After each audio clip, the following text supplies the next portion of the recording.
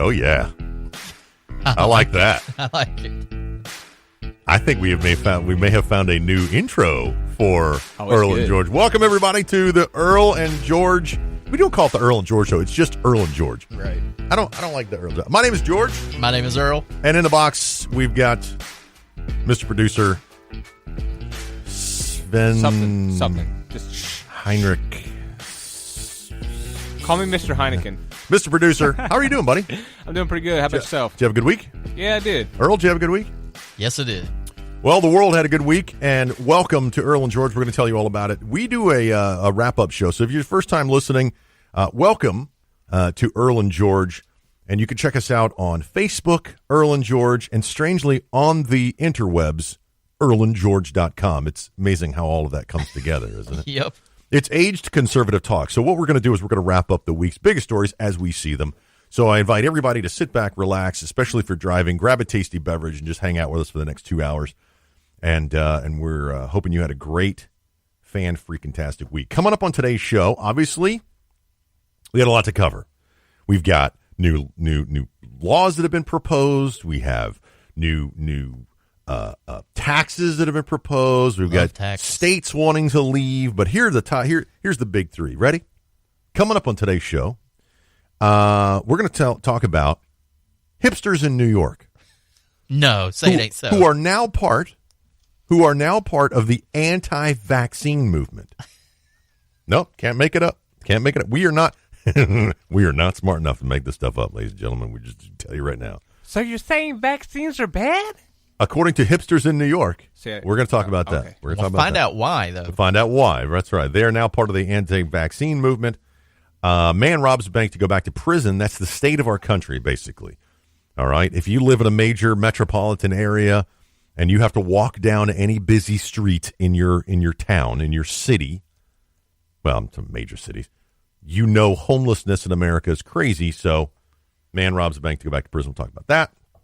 And also, if you are looking for a job, part of what we do here at Earl and George is a public service. Indeed. Okay, so we do this as a public service for you. So you're welcome, right? I heard all of you say thank you. Both of you said thank you. Listen to the show. So if you're looking for a job, keep listening because we may have found the perfect job for you if you meet the qualifications. Also coming up on today's show, of course, the douche of the week. We have our nominations, and we're going to be talking about that in just a little bit. Now, I wanted to start with a court ruling came out of the district court in D.C., and it had to do with the EPA. Earl, I don't know if you were following this one, but at the very end of President Obama's term, right, he changed a ton of regulations. By the way, he's allowed to do that. Right. These are not laws.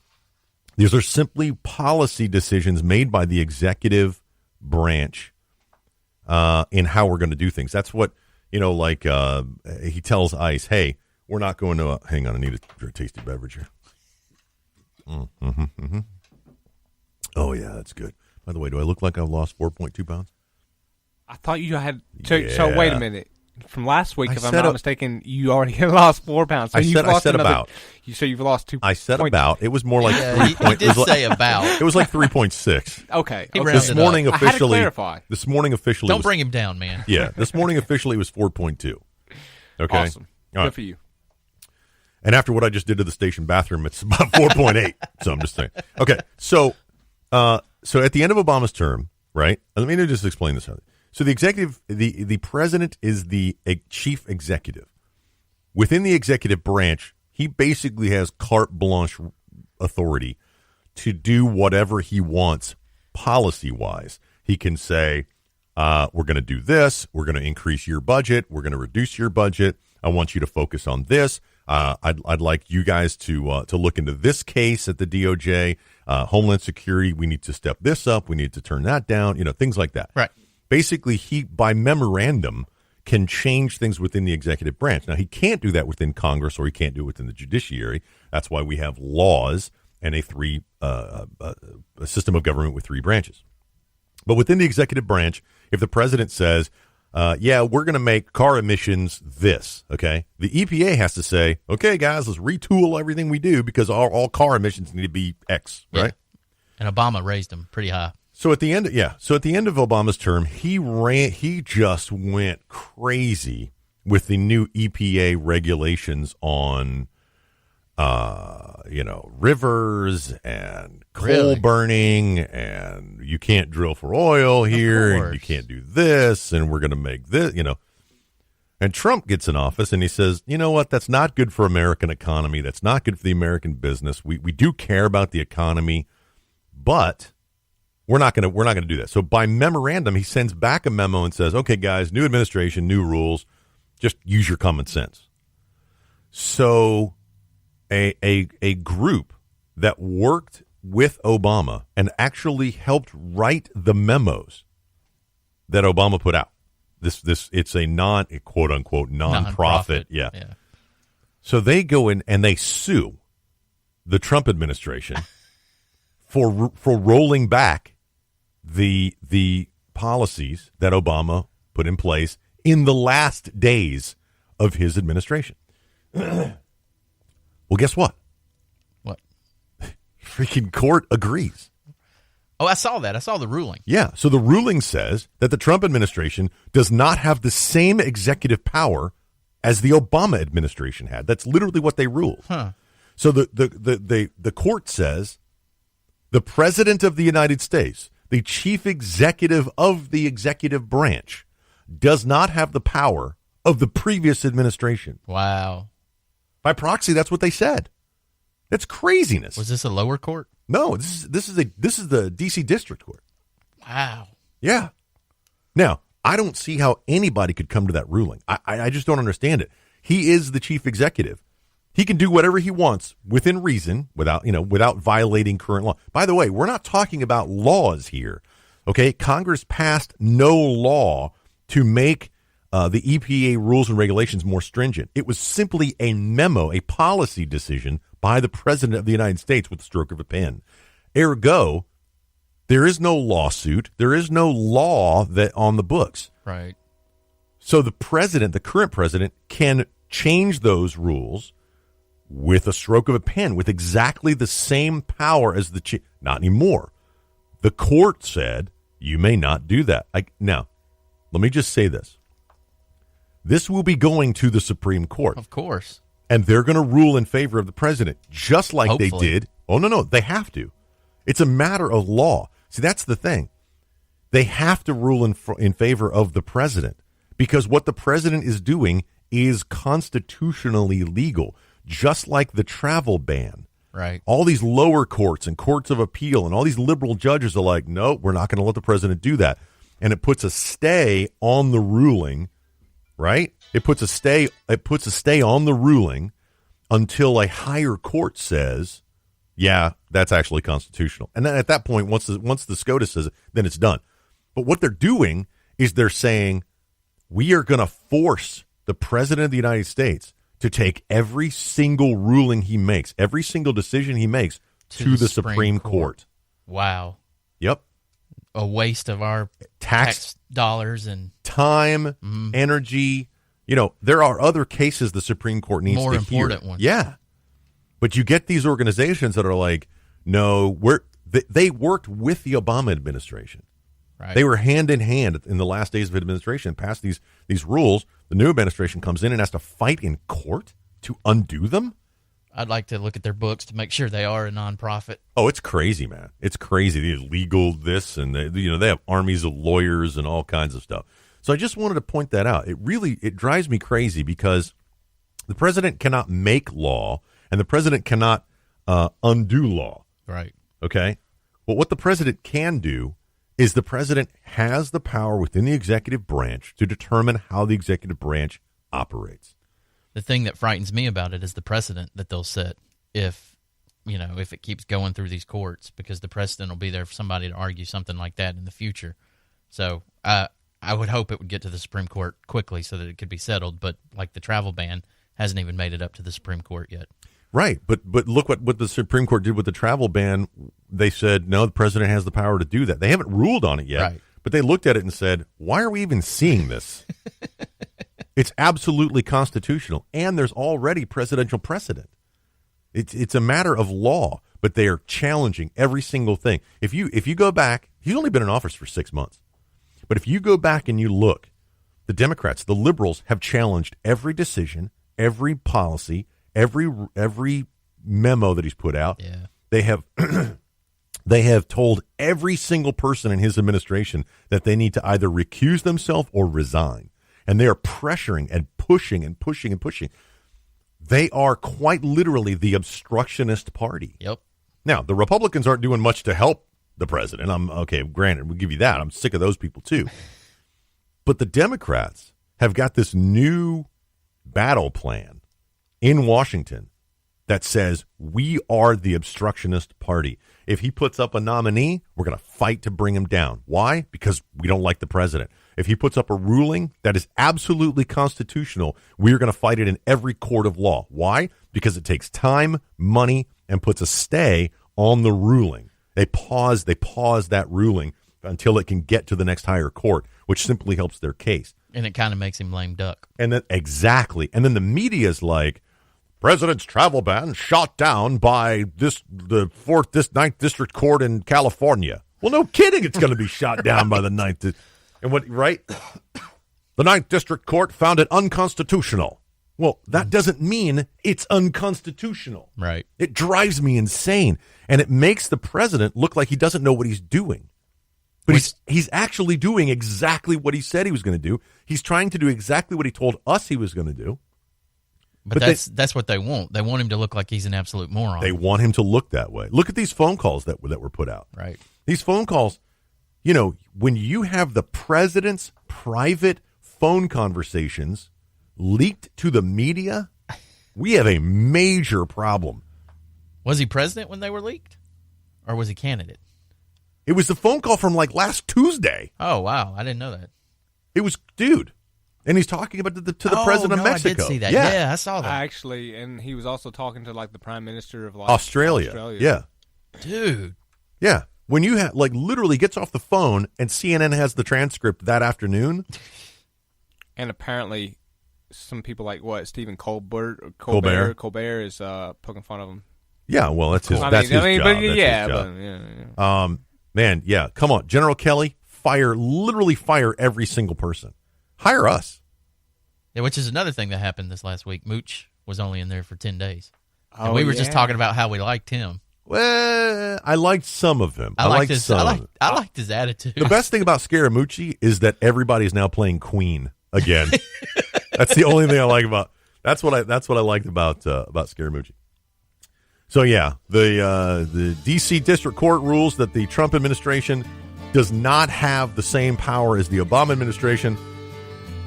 We all know that that's bunk, and when it gets to the Supreme Court, just like pretty much everything else the president's doing, they will find that it is absolutely constitutional and legal. Join us on Facebook, Spreaker. Yep. Join us on SoundCloud. Join us on EarlandGeorge.com. We'll be right back, and we will talk about Debbie Wasserman Schultz and her good old buddy, Imran Awan. We'll lay it out for you next on Earl and George.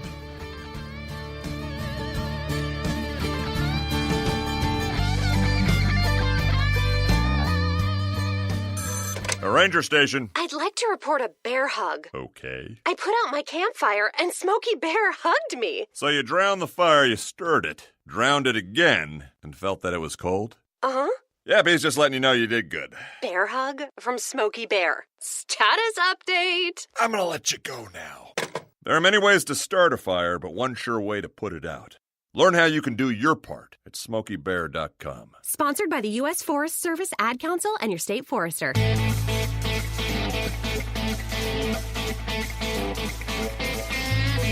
Man, I wish I was an IT guy for the Democrats. It's Earl and Jorge. My name's George. And I'm Earl.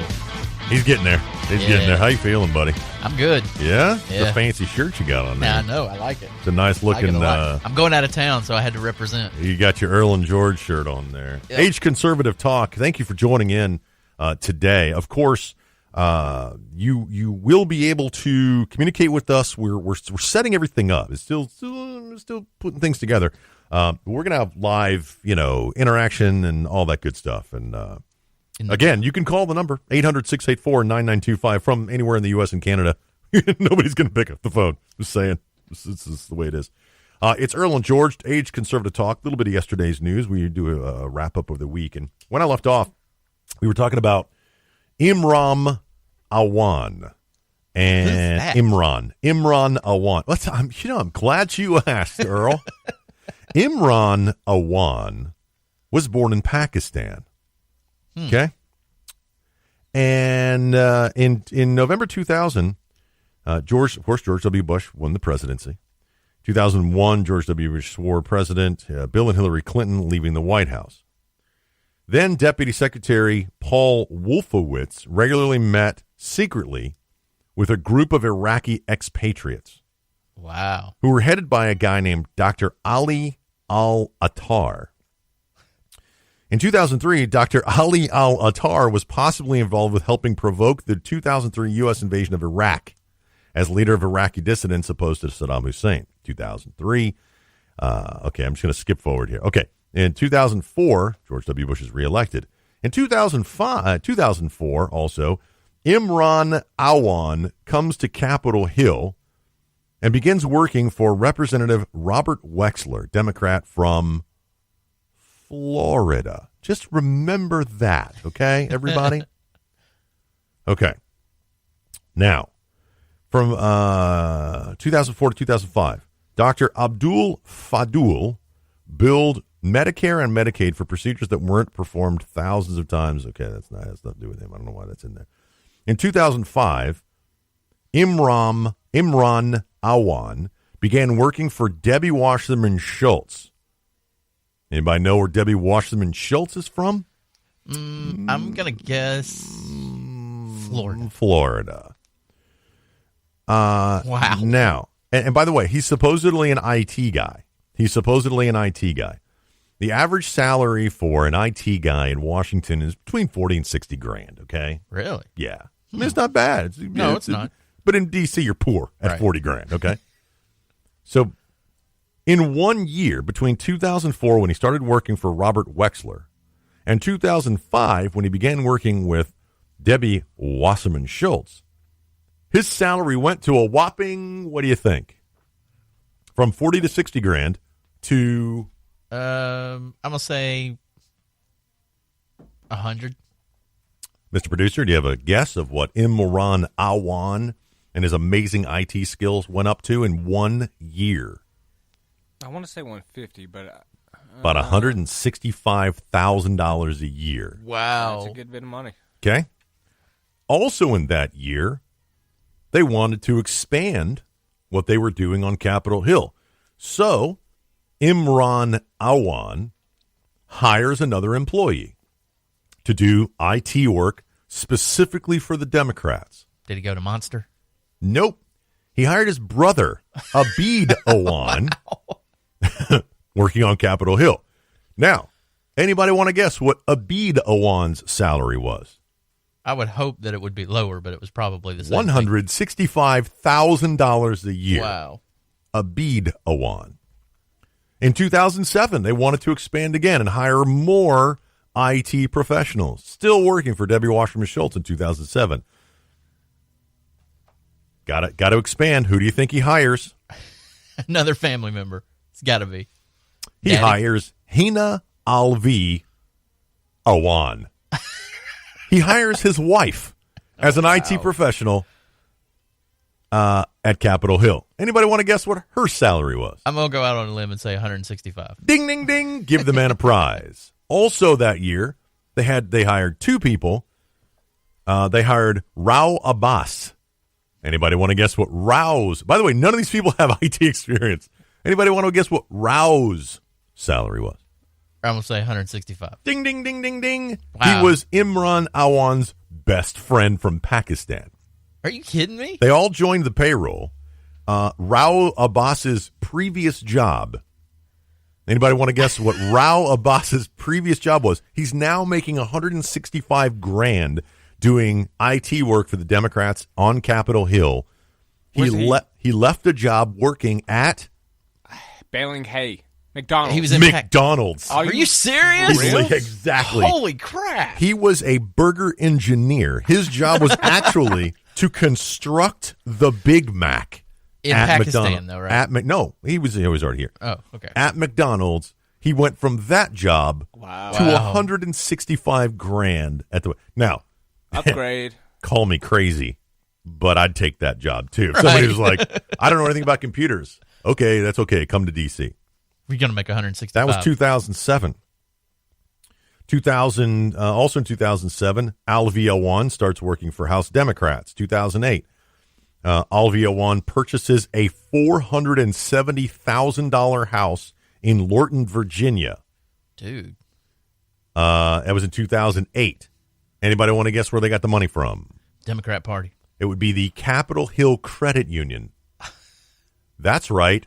The Bank of Congress. Holy crap. They got a loan from us, the American people, for almost $500,000 to buy a house.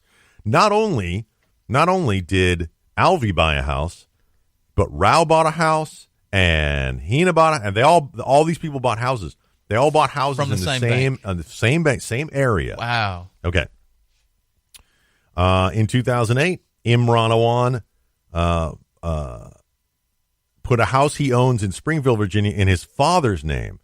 Stock market crashes in 2008. In response to the mortgage crisis of 2008, Congress passed the Housing and Economic Recovery Act, which provided $187.5 billion in government loans for Fannie and Freddie and placed them in conservatorship under a newly established Federal Housing Finance Agency. Guess who took advantage of that? I'm guessing they did. Bing, bing, bing. 2008, Dude. Obama wins the presidency of the United States. 2009, he's sworn in as president. Hillary Clinton, Secretary of State and Foreign Affairs. 2009, FBI raids offices of Dr. Ali Al-Attar for defrauding Medicare, Medicaid, and insurance companies by billing non-existent medical procedures. 2009, they search Dr. Abdul Fadul's office after he was suspected of submitting false claims to insurance companies. This is all going to come around, trust me. 2009, Congress Credit Union repossesses remember that? Capitol Hill Credit? They repossessed a car owned by Abid Awan. Now, the guy's making $165,000 a year and can't make his car payment.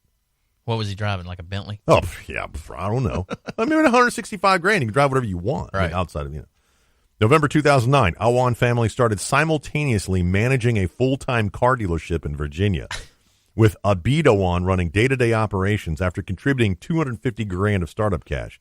I just want to point this out. In 2009, the credit union repossesses his car. The same year, he puts $250,000 into a car dealership. Wow. The guy just had his car repossessed, and then he buys a car dealership. It was called Cars International A, LLC, referred to as CIA.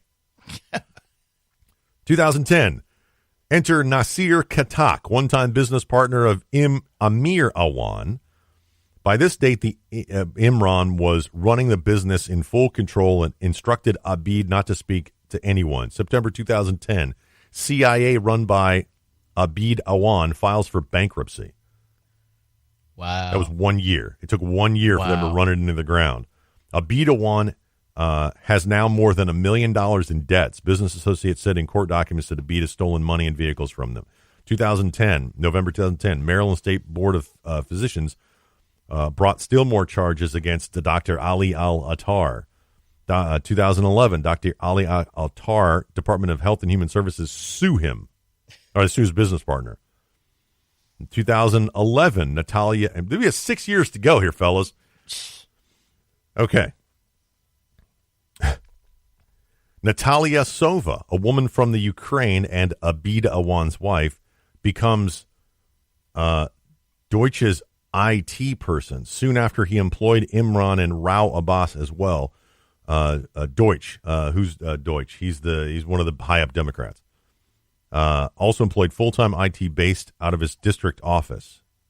So they're now getting double pay. Oh man, they're getting paid. They're getting paid 6 ways from Sunday, man. They're making like $4 million a year. This whole family. Good grief! Second mortgage taken out on the $470,000 Hina Alvi Awan house.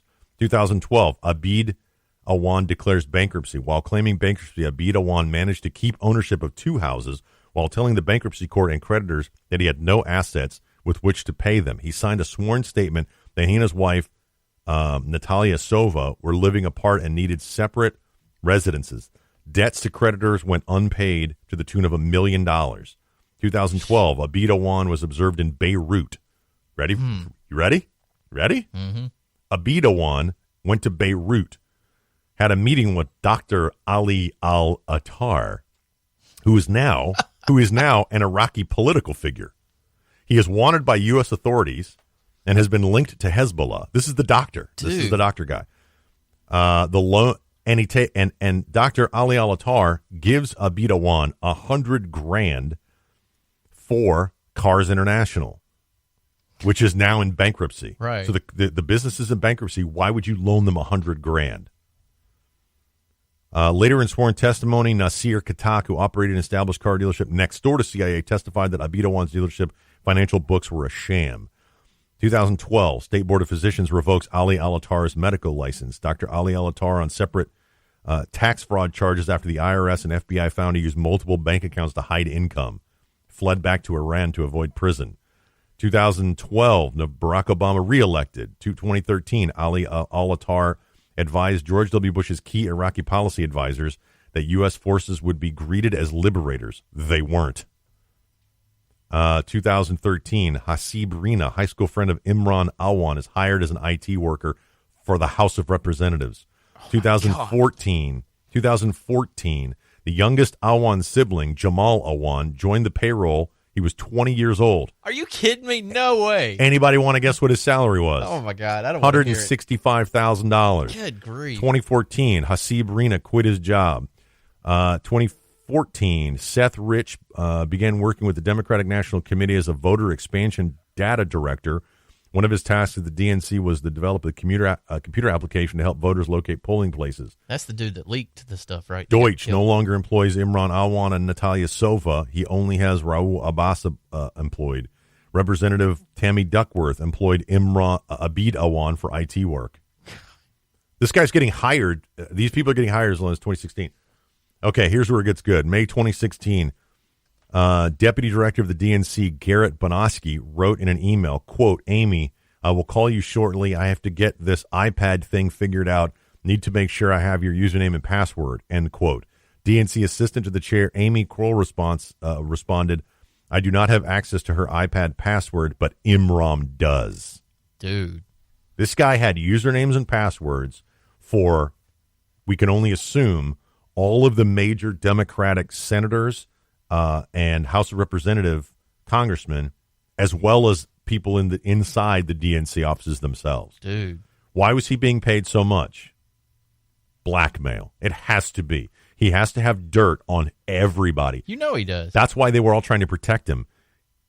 May 2016, an email to Garrett Bonoski and Debbie Wasserman Schultz staffer Rosalind Kumar wrote, quote, Pelosi is doing a closed-door meeting. No staff or anyone allowed. Caitlin came to Rayburn Room to get her iPad for Imran.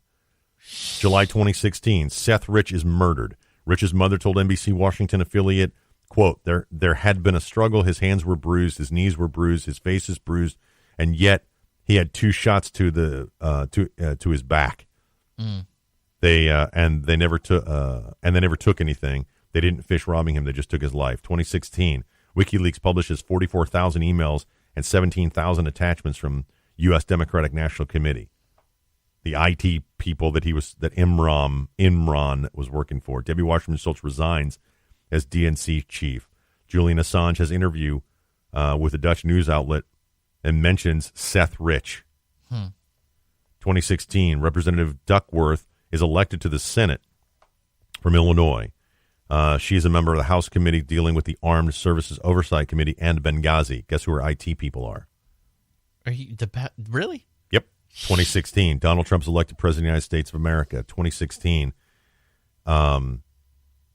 Hina Alvi's Omron's $475,000 home is sold. Okay, here's where it got really weird. They started selling all of their houses around D.C. and Virginia to each other. Hina Alvi Awan's $470,000 home is sold to Imran Awan's 22-year-old brother, Jamal Awan, for $620,000, which is $43,000 more than the assessed value, $150,000 more than the original price. Late 2016, criminal investigations begin on Awan brothers and their entire ring. It took him this long to do a criminal investigation. Yep. Wow. He tried to pay. I'm just going to keep going. Awan's father, Mohammed Shah, dies. Some point, this was 2017, January. Some point before that date, Imran Awan filmed a bizarre video viewable. Okay, sometime after January. Imran Awan and his wife, Alvi, move out of their 3,200 square foot home in Lorton, Virginia. They move into their Awan's father's home now, which is vacant. January 2017, international wire transfer request was submitted to the Congressional Federal Credit Union at the Longworth House office building in D.C. in the amount of $283,000 to two individuals in Pakistan. Debbie Wasserman Schultz's office is also in the same building. January 20th, Donald Trump is sworn in president. February 2nd, U.S. Capitol Police named Awan and his relatives as subjects of a criminal probe after media reports that the Pakistani's stepmother alleged in Fairfax County Court that he had used high-tech devices to wiretap and extort her. House officials told congressmen the Awan family was the subject of criminal investigation. February 2nd, Americo received a claim for $50,000 to be paid to Abid Awan. Americo also received a letter from, blah, blah, blah. He paid like $300,000 to try to escape the country while being investigated. It just keeps going. It just keeps going.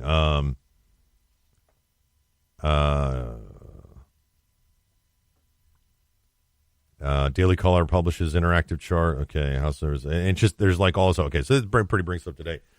This is such a twisted. You can't. This is going to be a movie, right? Dude, I'm telling you, this is going to be a movie. You can't make this stuff up. So, in July of 2017, Awan, by the end of their employment, the Awad family had made $5 million. Wow. For being IT people for the Democrats. The Democrats were protecting them. The Democrats were shielding them from justice. Awan had an ankle bracelet on. He paid $300,000 to try to get it off and escape the country, and that's where they got him at the airport. Wow. They arrested him at the airport for trying to flee the country. Let's see. Statement. Okay, I'm sort of scrubbing this timeline here. It is so interwoven. And Debbie Wasserman Schultz and every other Democrat are quaking now. Yeah, because he's got all the dirt on him. And he goes to court. Yep, I guarantee you, he won't make it to court, or he'll be dead. Right. Like they're going to try to kill the guy and his entire family. They'll try it. But right now, he's probably in the safest place he can be, which is federal custody. For now. Not saying the Democrats are murderers. No. They're murderers. But one of them's got a really long list. Yeah. But yeah, man. So that's the entire timeline. That's timeline crazy. Of the Imran Awan case. Debbie Wasserman Schultz is hip deep in it. Yep. Wexler, hip deep. Literally everybody at the State Department. Literally everybody at the DNC. All these people, they are neck deep in the Imran Awan I'm sure case. the Obamas are, too. Somewhere. Oh, man. We'll see how far it goes. This is going to take a long time to unravel, but it's going to be a heck of a lot of fun to watch. When we come back, we'll talk about, should we do our douche of the week? Yep. Let's do douche of the week. When we come back, the douche of the week. It's Earl and George. Don't go nowhere or anywhere. Stay right there. Yeah, just do that.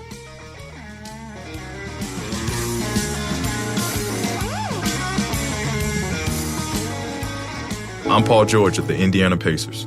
When I was 6, my days were spent playing basketball. When I was 6, my dream was to make it to the NBA. When I was 6, my mom had a stroke. So I want you to learn to spot a stroke fast. F-A-S-T. F, face drooping. A, arm weakness. S, speech difficulty. T, time to call 911. I'm Paul George. Spot a stroke fast.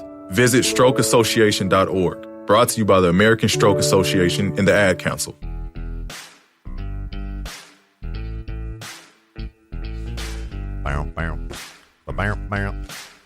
Hey, listen, we want to thank you guys all across the country for tuning in to Earl and George.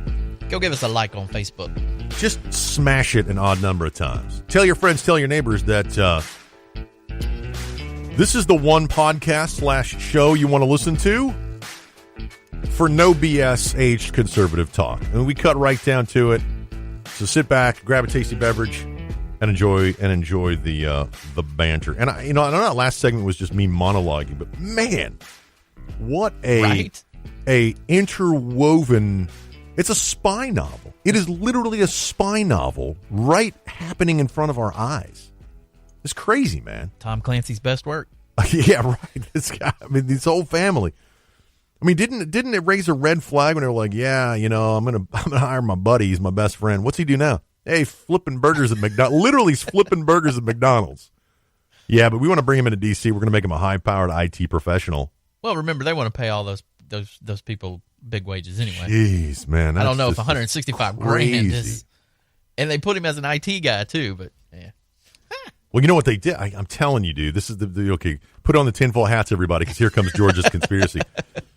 He walked into Debbie Wasserman Schultz's office and said, hey, we need to hire a couple more people. And she's like, okay, we need to go through this process, and we need to publish it. We need to make sure EEO and the legal, and, I'll have staff. He goes, no, I'm just going to hire my buddy Rao from McDonald's. She's like, no, we're not going to do that. And he goes, holds up this piece of paper and says, oh, yes, we are. She's like, what's that? He's like, don't you want to know? Right? Dude. Yeah. He's an entry-level guy flipping burgers in IT. We're going to pay him $45. Oh, no, we're not. Just literally like holding a stick and a carrot out in front of her, like, you don't want Fox News to get this one, And she just had to, literally like kowtow to it and everything that they wanted to do. I'm sure he started with Wexler, and it just got worse and worse and worse. And he realized that he could just, hey, I want to buy my dad's house, and I need a loan from these people, and everybody just signs off because he's got dirt on all of them. This could become the biggest scandal in American history. Bigger than Watergate. Bigger than Watergate. Wow. I think this could be when all of the truth comes out, if of the truth ever comes out, I think this could be the biggest scandal, because somewhere all of the data that he had, it's out there, dude. It's right. Ones and zeros. It's on somebody's computer. That's why the DNC hacked him up with hammers and whitewashed him with bleach bit. And just, they were pouring acid on, that, and that's federal, that's property. Against federal law, right? That's that's destruction of federal property and obstruction of justice. Yep. So they're talking about the president obstructing justice. No. When you take a hammer to your hard drive, when it's under federal investigation, you destroy that, you need to go to prison for a long time. A lot of people are going to go to prison over this, not just the Awans. There is a cold, dark cell waiting for Debbie Wasserman Schultz somewhere. She'll be the scapegoat. Prison. I don't think the big players are going to go down, but I think she will. Really? Like Hillary Clinton's whole thing is probably tied to it somehow. And she got away with it already. So yeah, I was surprised President Obama didn't pardon her somehow, some way. But of course, she wasn't brought up on anything. Exactly. So you can't pardon anybody that's not indicted. Right. Like, can you imagine that going out the door and be like, hey, let me be clear, just in case, I want to pardon Hillary Clinton, just in case. Should anything arise. Let me be clear, just in case. I would also like to pardon Michelle, my children, just in case. Right. I just want to be clear. Man down. Talk amongst yourselves. I need to pick that. I'll pick it up when we do the break. All right. It's that time of the show, everybody. It's the time when we get to choose the douche of the week. The douchiest person of the week. And we do it by unanimous voice vote, because that's how we do things here on Earl and George. And democratically. It's very democratic. By the way, this could be anybody. It doesn't need to be a politician. It doesn't need to be Last week we did J.K. Rowling for all the nonsense that she put out. By the way, she did say sorry for spreading lies about the president, but she never actually apologized to the president or whatever it was. Yep. All right. So, who wants to go first? Mr. Producer, do you have a douche of the week? No's okay. Well, I can say some. I don't know if they've done anything during the week, but they're always pretty much douche.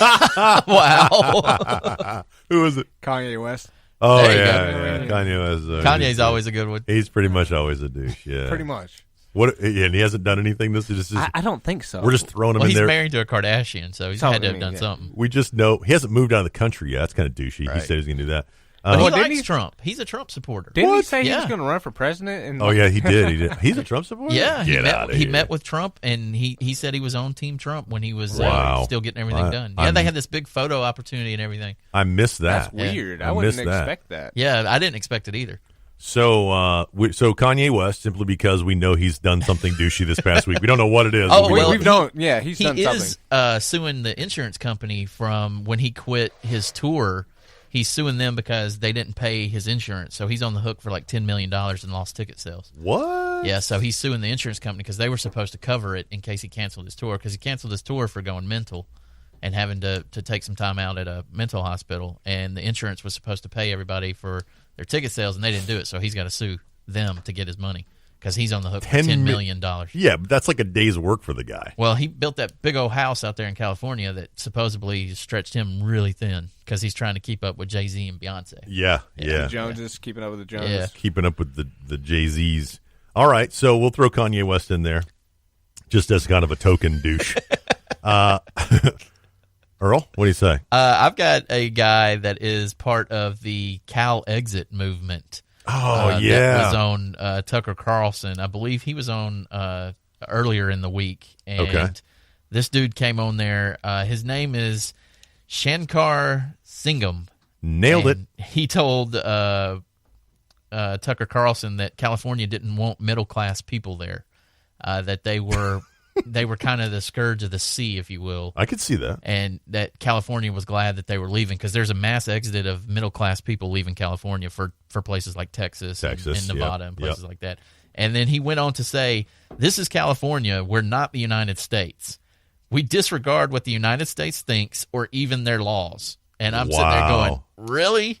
Now, let's be honest. The guy doesn't speak for the majority of people in California. No, he's the Cal Exit guy, though. Yeah. He's the guy that's leading the charge on it. He's one of the main people of that. See, I don't think this guy's actually thought that through. Right, and then Tucker Carlson even said, is this a parody segment? Are you punking me? Are you being real on live TV? You're actually admitting to all of this. And the dude was straight up serious, too. I was sitting there with my jaw just hitting the floor like, So really? What country's laws do they uphold? Right? And they don't recognize we're not the United States. You kind of are.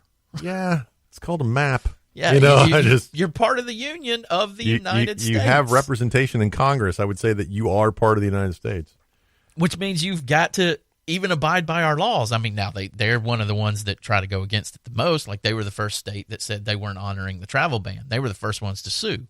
Then Hawaii followed. Yeah. But again, all of that was handled by the Supreme Court, and they look like fools now. right. Well, they think they won. They say they have a moral victory because they won in the lower court. See, that always kills me. You know, Right. If I say something, if the president says we're going to do this, and they're like, no, we're not going to do that, and then the president turns out to be vindicated and correct, Right. they're like, we won. It's like, no, you totally got your faces smashed in. We won a moral victory. Yeah, you just put your thumb back in your mouth and enjoy that moral victory. We're going to go off and Your follow participation We're going to go trophy. off and follow the law. That's a good one. What's the guy's name again? It's Shankar Singham. Shankar Singham. That's a good that's a good American name right it there. is. Yeah. So I have two, and I think I might narrow it down to just the one. All right. So my original two nominees for Douche of the Week were I'm going to start with Jill Stein, former presidential candidate from Green Party. Yeah, she was She Green Party? communist. Yeah. Jill Stein says that the people at fault for North Korean aggression is the United States of America. Really? Yeah. She basically came out on TV the other day and said that North Korea, and she apologized because, Of course, the North Koreans would just be happy-go-lucky little short people if it weren't for the United States aggression and our economic policies, and they have to defend themselves, and they're so aggressive because of us. Wow. Yeah. Because of our capitalism. Because of our just rampant capitalism and aggression. Never mind the fact that President Clinton is the one that did the North Korean pact with them so that they could have. Oh, I listened to his speech the other day. I was listening to part of Clinton's speech, and he's like, and we're going to take away, in time, North Koreans' nuclear missiles, blah, blah, blah, blah. Yeah, they supposedly claimed they wouldn't be able to get it for 50 years, and they did it in less than 20. Yeah. Yeah. Yeah. And they also gave them a bunch of money for replacing the nuclear energy they lost and all kinds of stuff. Thanks, Wow. Thanks, Bill. Yeah. So Jill Stein, one of my nominees for Douche of the Week. That's and a good also Dan Lieberman. And I've got a story. We're going to talk about Dan Lieberman in a little bit. Dan Lieberman on CNN, he was saying that he's like, because, Donald Trump said that he was going to go after MS-13, this ruthless gang of murderers, right? Now, all of a sudden, the media loves MS-13. They're all buddy-buddy with MS-13. And interviewing them. CNN interviewed one of the And guys. Talking about the gang? And yes, the gang, MS-13. So Dan Lieberman went so far as to interview 2 gang members who complained, quote, murders from MS-13 don't only hurt one family but hurt both. Started growing, okay, and then he goes on, blah, blah, blah, blah. Dan Lieberman, they seemed like really nice people. They're just murderers. They were just going through some tough times. Wow. Yeah. I've actually met some SM-13 people in California. Were they really nice people going through some tough times? Actually, one of my friends out there, his name was Tony. I'm not going to say his last name, but he was in the gang. His family Tony. was like, and yeah, he's Hispanic actually, but his family was like OGs. Tony? Antonio. Maybe, but everybody just called him Tony. I totally blacked out there when you were talking. I didn't hear a word you I said. see. You were fixated So, on Tony. yeah, we're going to talk about that in a story coming up. But yeah, Dan Lieberman, I think I'm not going to, it's, he's just doing what he does. Right. But He's then just saying they're going through hard times, They that's seem like really nice guys. I understand that they've, last weekend they were macheteing people to death, but they're just going through some tough times, guys. Let's economic downturns. Yeah. It's all Trump's fault. It's all Right. Trump's fault, And isn't that the same interview where the guy said that they're growing stronger because of Trump? He said that Wow. Lieberman said that Trump was only helping them by hunting down the gang and deporting them, right? They caught one MS-13 guy at the border who'd been deported 20 times. Yeah, I saw that. All right, so forget Dan. We're going to go with Jill Stein, Shankar Singham, and friend of the show, Kanye West. Well, all right, who's our winner? I got Jill. I'm going with Jill Stein. I'm saying that's a tough one because what Jill did was Yeah. pretty out there too. Yeah. But I don't know. I'm torn this week. I don't know if I'll be able to vote. Mr. Producer, Cal Exit guy, Kanye West, or Jill Stein? Who's the douchiest of the three? Probably yours, Jill Stein, but Kanye West is always just a douche. See, all right. So Kanye West will get a participation There you trophy. go. Yes, he There you will. go. Yes, he will. So you're going to say Jill Stein. Yes. I think Okay. I'm going to have to say Jill Stein too, All just right, because I don't like unanimous. her. Congratulations to this week's douche of the week, Jill Stein. Yeah. Former presidential candidate Jill Stein for saying that North Korea is the way they are, basically big giant douches, because of the United States. And this week's trophy comes with an all-expense one-way pay ticket to North Korea. Congratulations, Jill Stein, Yay! for being this week's douche of the week. All right. So when we come back, we're next hour, we got a lot to talk about. We really do. We've got to talk about the New York hipsters are now part of the anti-vaccine I movement. want to get into that one. That's going to be our top story at the top of the hour. We're going to talk about the guy who robbed a bank because he wanted to go back to prison. That's a sad one. And by the way, don't go anywhere, because if you're looking for a job, I know times are tough and people are looking for it. If you're looking for a job, the University of Wisconsin-Madison may have a job for you. It might be the perfect job. We're going to go over the qualifications just for you. We're going to take a little, Why I don't speak gang sign. What are you doing in there?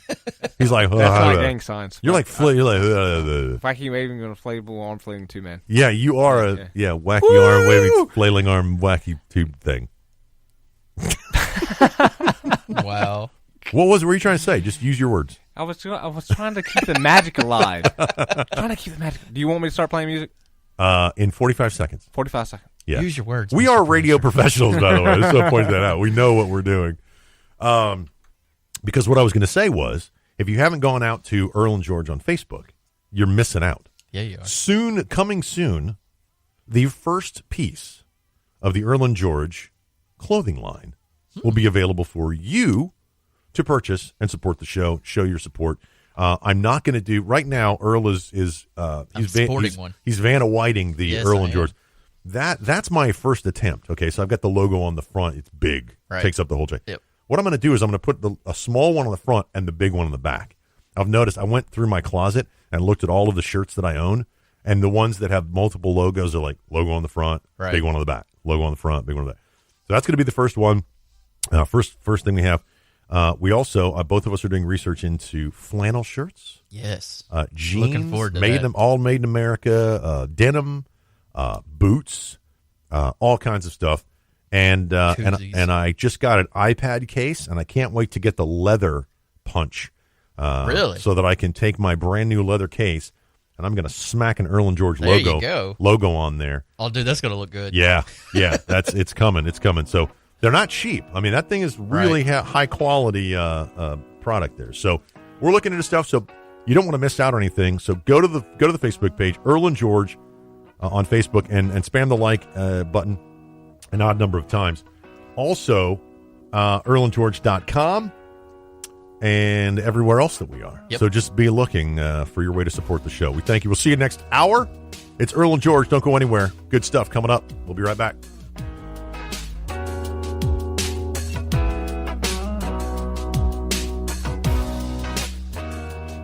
This message is for all of you sitting in the passenger seat. And apologies if it gets a little uncomfortable, but how does it feel to be at the mercy of someone who thinks a random text is more important than your life? Someone who takes their eyes off the road while speeding along in a 3-ton hunk of steel. Freaky, right? Well, why not just ask them to stop? Or better yet, volunteer to text for them. It might be a little awkward, but believe me, you'll live. Learn more at StopTextStopWrecks.org. Brought to you by the Ad Council and the National Highway Traffic Safety Administration.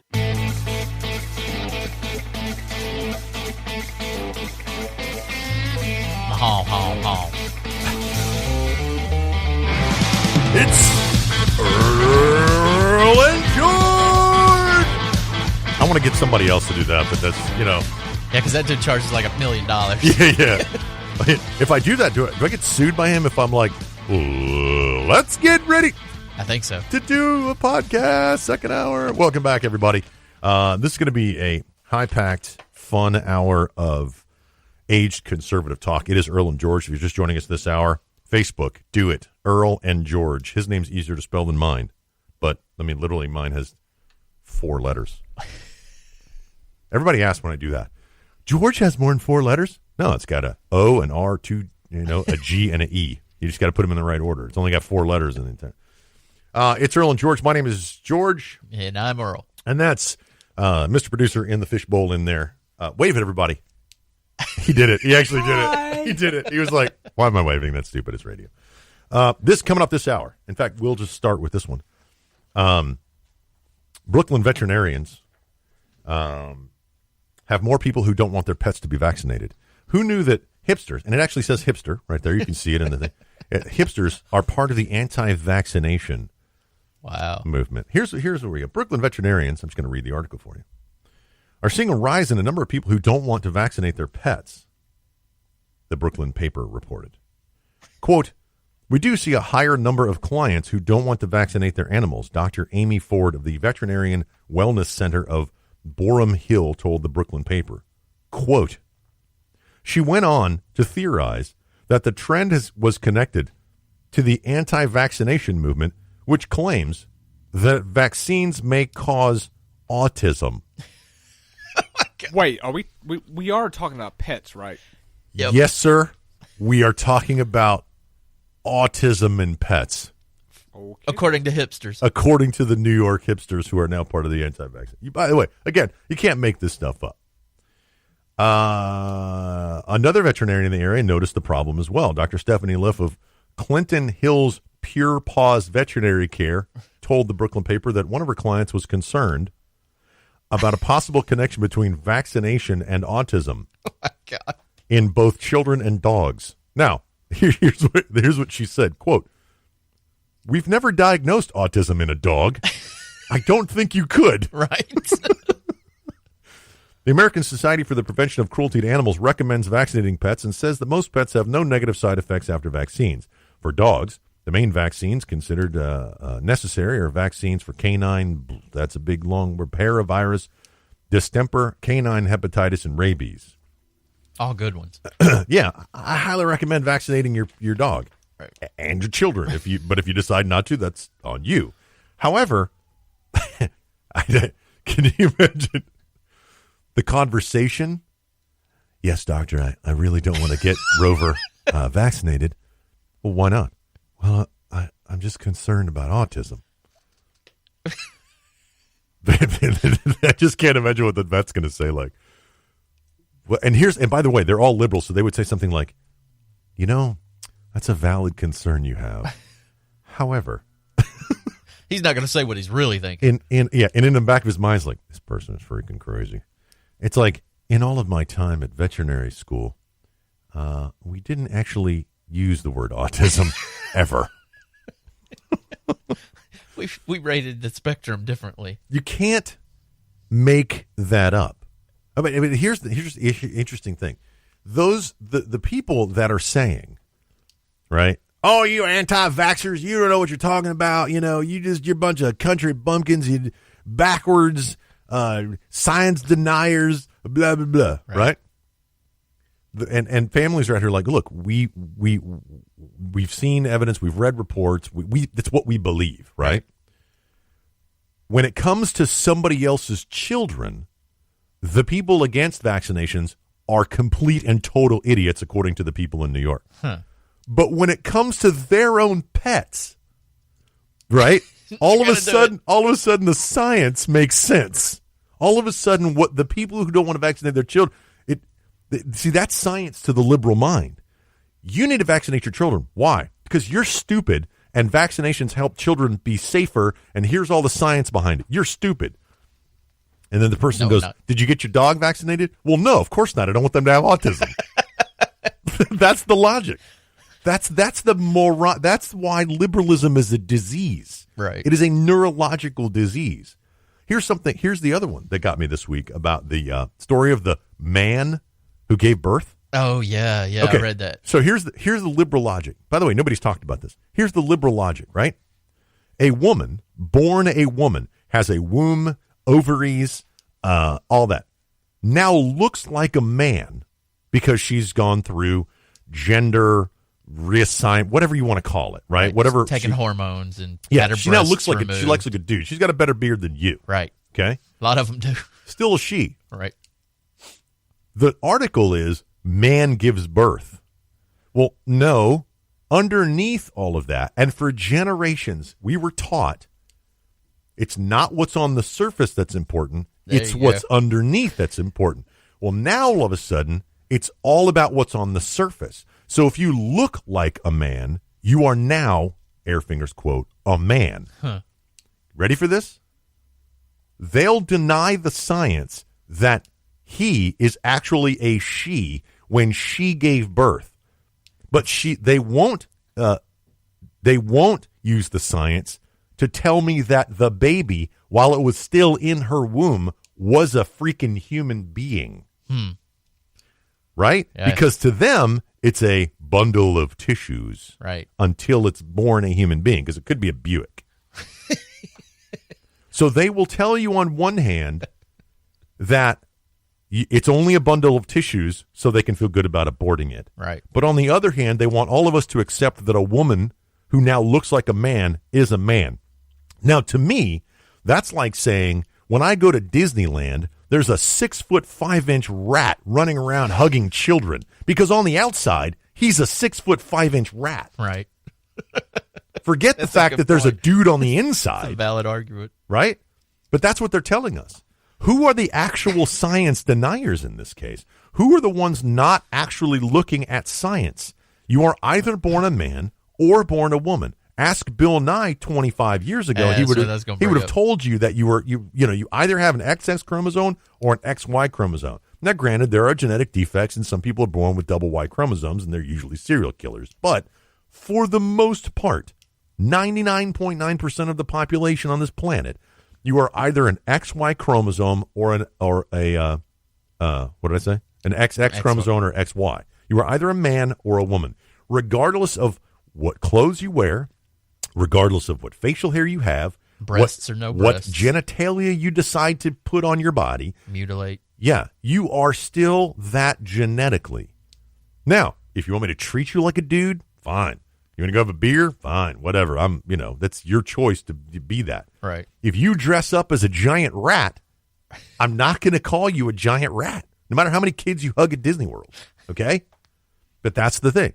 What got me about that whole article was man gives birth. No. A woman the article should have said, woman who looks like a dude gives birth. Well, it's the pronoun argument. You got to use the right pronoun. No, I do not. She now believes she's a he, so she's now a he. No, she's not. I know. And the thing that I hate about the whole thing, you can do whatever you want to mutilate your body. You can change all that. It's a disease, and it's not being treated. Too many people are saying, oh, no, we just have to accept them for who they are. When people cut their wrists and they're quote-unquote cutters, we treat them because they have a mental disease for hurting themselves. Yes. This is almost on the same lines as what those cutters are doing. Mr. Producer, can you do me a favor? Get your coffee. Please. It's in the break room, and it's cooling down. It's calling to me. But You're welcome, George. Thank you. There was another... That's what we pay you for. There was a guy that's actually... By the way, would you like anything while he's up? No, I'm good. Thank you.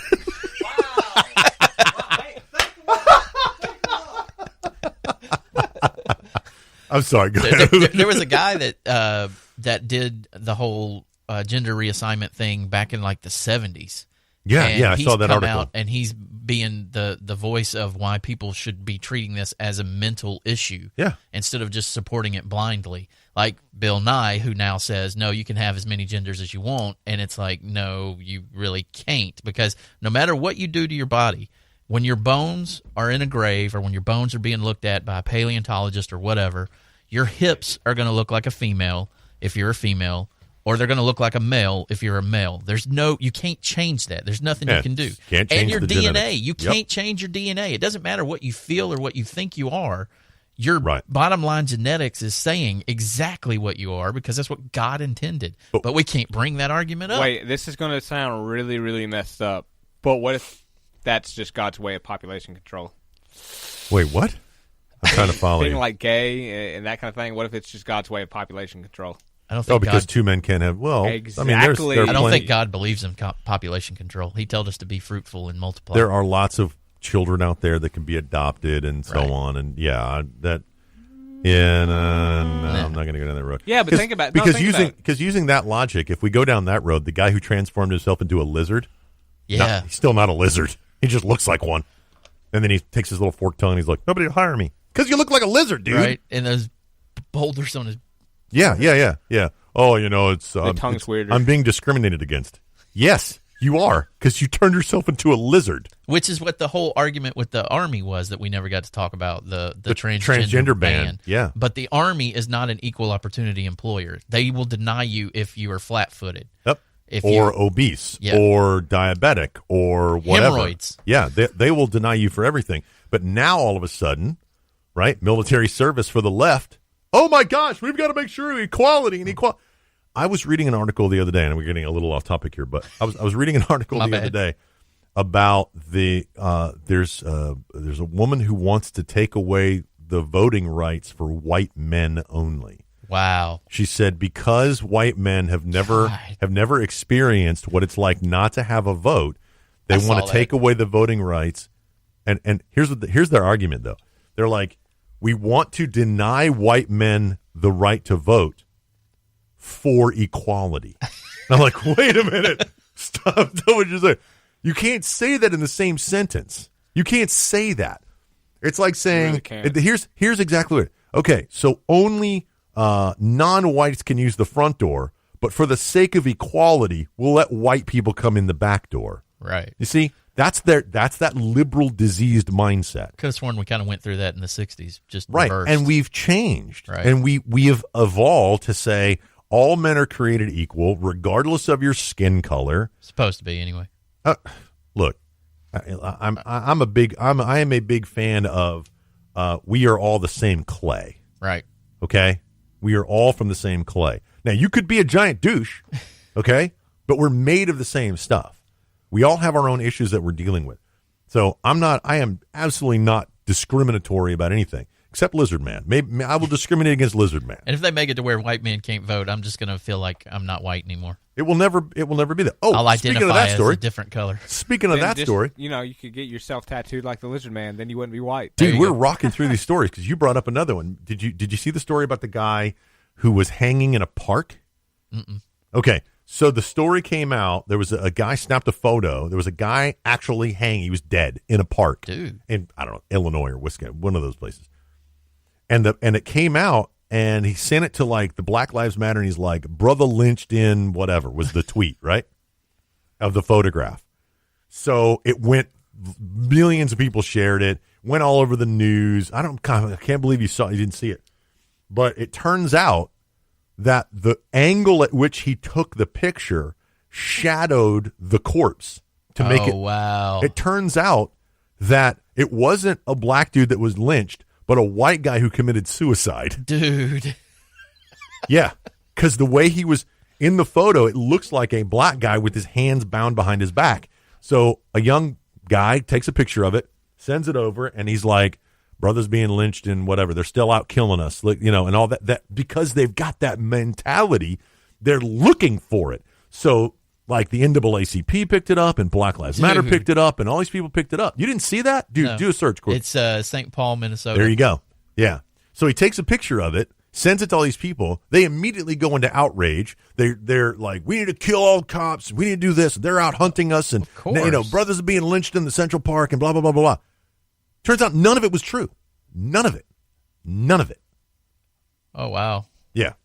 It was a 50-something-year-old white dude who committed suicide. Yep. Which is sad. Okay. I mean, we're not going to make fun of that. Our point is what is our point, Earl? We've gone from this to that to the other thing. What you're like, I don't want to feel, I'm not going to be white anymore. I'm just going to be black, and right. Then we get anyway. Dude, we're crazy. It's crazy. Anything the president says against the bad guys, the media picks up as the bad guys are the good guys. Right. Like MS-13. They're like North Korea. Them. Like MS-13. It's crazy. It's just, yeah. By the way, I do not recommend you get your pets vaccinated. I couldn't think of a worse fate than it's Sparky having autism.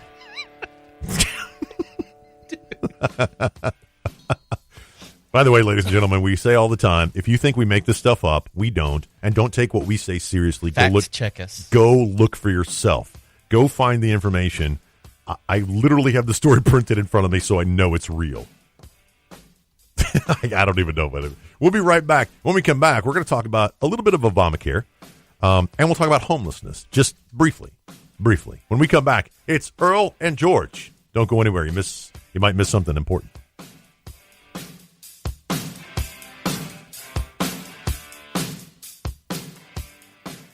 This is Mario Andretti. You know me as a race car driver, but I'm also a Meals on Wheels volunteer. I've raced against the sport's biggest personalities, but I've never met more vibrant, amazing people than the seniors served by Meals on Wheels. You can make a difference by dropping off a hot meal and saying a quick hello. So, America, let's do lunch. Volunteer your lunch break at americaletsdolunch.org. This message brought to you by Meals on Wheels America and the Ad Council.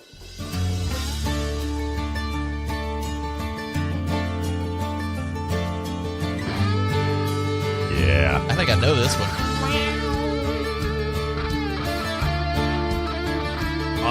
Man. I want the... that guitar riff is awesome. I doubt you know this. I don't think this is an actual song. I mean, I like it. Can you get? This is the song "Midnight in Montgomery." That's what the sound reminds me of. And the whole world calls me. Hey, that's the only part I want of that song, man. Yeah, that's good, dude. I like that. That's good stuff. It's Earl and George, Aged Conservative Talk. Thank you so much for joining us, and thank you for downloading the show. We're working. We just had a little impromptu meeting there in the break about how we're going to expand the show. Thank you guys so much for downloading and spreading the word and sharing, and it's just how it's going to work. I mean, there are 200,000 other podcasts out there, and we do not recommend you listen to any of them. Nope. This is the only one that you need. I mean, unless you like music and skateboarding, there's probably a couple out there for you. But when it comes to no bullcrap talk, when it comes to honest opinion, when it comes to political analysis from two guys that just to shoot it straight. We like to have fun, but seriously, this is our country, and we got to take it back. We don't want nothing out of it but to educate.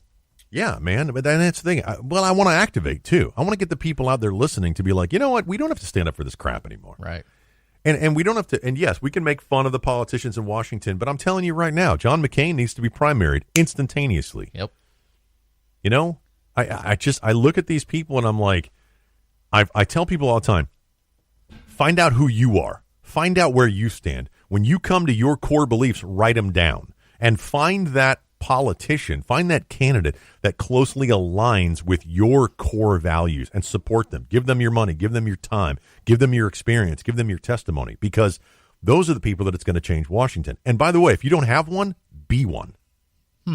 Be one.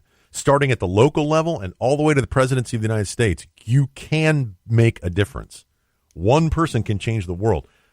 I say it all the time. There's a new book out. It's called World Changer. It's about the mom of a Navy SEAL who was killed overseas. She wrote this book, and it's called World Changer. It's about her son, and it's a fantastic. But you can change the world. We're changing the world right now. Yep. So that's the thing.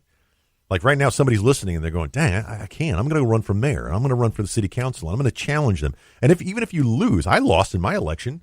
You stand in that building, and you make sure that they are doing what you believe, what they said they were going to do. Just takes a spark. All these people that say, "Oh, I'm going to vote for repeal Obamacare," and don't get them the hell out of office fast. Their political career needs to be done. Do you know why? Because they looked at you in the eye and lied to you. Those are not the people that we want. Do you want a liar representing you in Congress? Are you a liar? They lied about health care. What else are they lying about? I don't want a liar representing me in Congress, because I'm not a liar. And if that's my representative, they need to represent me and my values. And I'm not going to send a liar to Congress. Right. All right. Sorry about that. Obamacare. Yay! It's our favorite subject. Speaking of lies. Obamacare. So just for giggles, last week, I decided that I would go to Blue Cross Blue Shield. I did not go to an exchange. I went straight to the Blue Cross Blue Shield website, and I did the little cost comparison thing and how many people and, my daughters and this. And it turns out, now I'm going to say, I'm not going to put a number out there, but I make a fair bit of money. Right. Okay. We're doing okay. I was about to say, where are we going with this? You don't want to put all that out there. I'm not going to put any numbers out there, but we're doing okay. My kids want pretty much for nothing. Right. All right. I am eligible. My family is eligible for over $1,000 a month in federal subsidies on our health care. Yeah. See, that blew me away when you told me that. Yeah. According to the Blue Cross Blue Shield website, a 47-year-old man with a smoking hot 41-year-old wife and two of them are college students now, 3 dependents, I can get almost just over, I think it's $1,025. Now, our entire health policy is $1,325 a month with a $14,000 family deductible, give or take. Right. That drops it down to like $285. Yep. A month. Dude. Now, I'm not going to tell you how much I make, But I will tell you the number of figures it is. It's over 6. Right. So we're doing okay. I'm not going to tell you how much I make, but you're in the same boat. Yep. Okay? We're doing okay, right, Earl? I already texted my wife to check it out. Yeah. So we're at the point, like, do I want to take other people's money? So the conservative me says, no, don't do it. But $1,000 a month, $12,000 a year back in my pocket.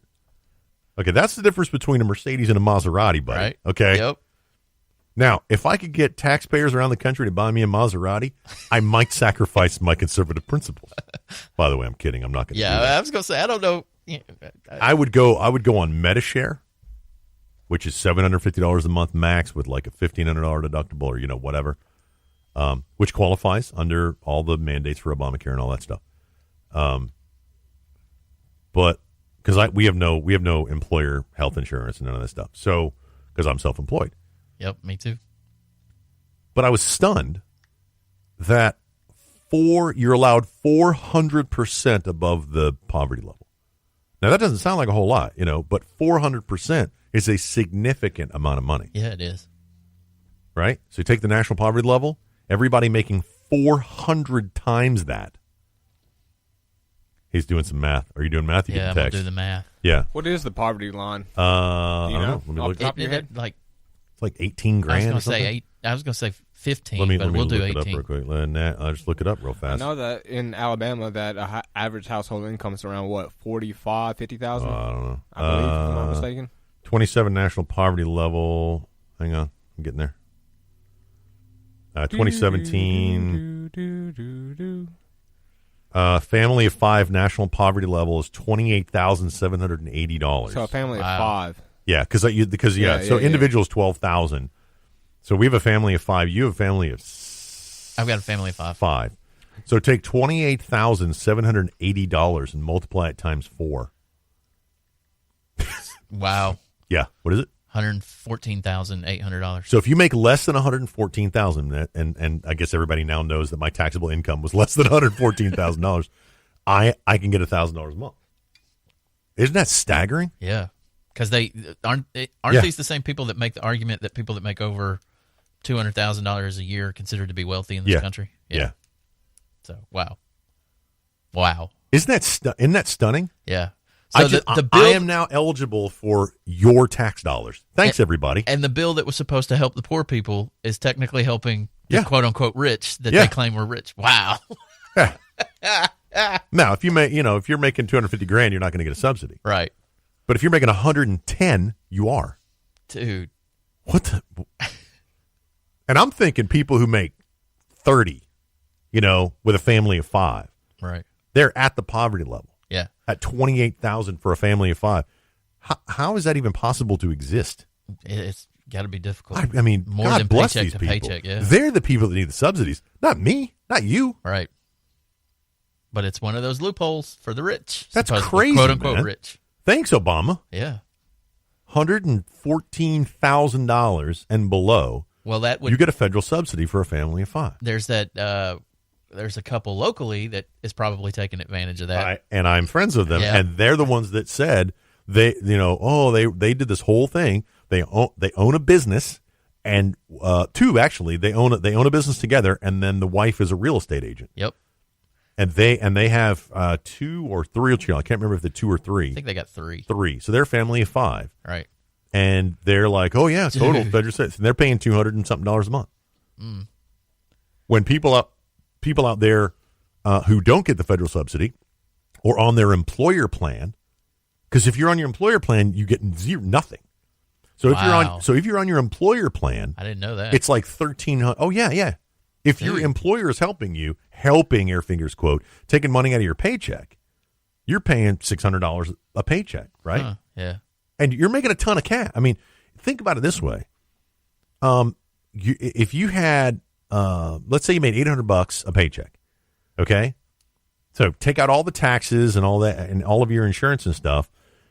You would be making like $1,400. Then they take that out, and you're paying $800-900 a month in health insurance. They're matching that, of course. So your policy is like $1,800. Imagine what you could do for $1,800. Right.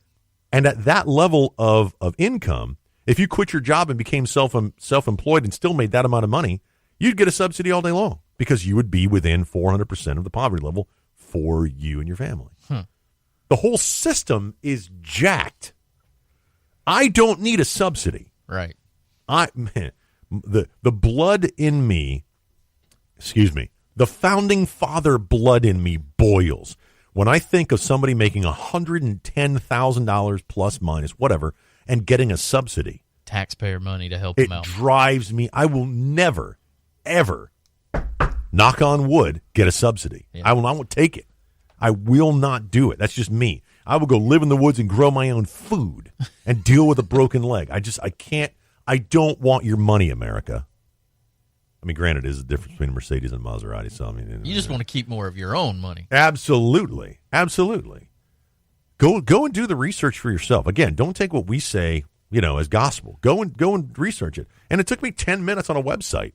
Yeah, I told my wife to look crazy, into it man. to see if it was going to be identical or close to what yours was, since we're the same size family. So Yeah. it was like, I just want to see. It's not like I'm going to do it because my insurance is ridiculous right now anyway. So Yeah, I mean it's crazy. You're paying $1,300 to $1,500 anyway.